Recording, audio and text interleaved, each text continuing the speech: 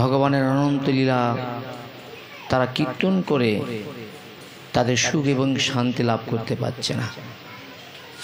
ভগবানের অনন্ত লীলা আস্বাদন করতে গিয়ে গোপীরা ভগবানকে গালি মন্দ করতে শুরু করলেন।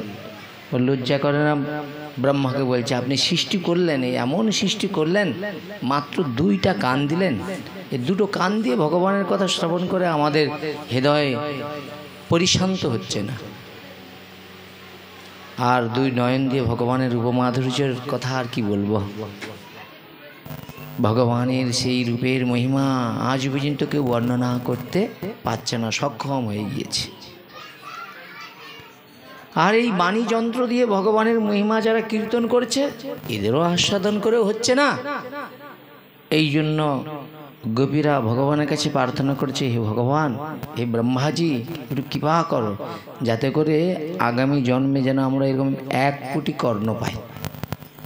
মনে হচ্ছে তাতেও যেন মনে হয় অভাব রয়ে যাবে শ্রবণ করতে। মানে তাদের শ্রবণ করাবার যে আকাঙ্ক্ষা, সেই আকাঙ্ক্ষা কিন্তু এখানে নাই। ভাগবত জিনিসটাই কি? ভাগবত হচ্ছে ভক্তি শাস্ত্র।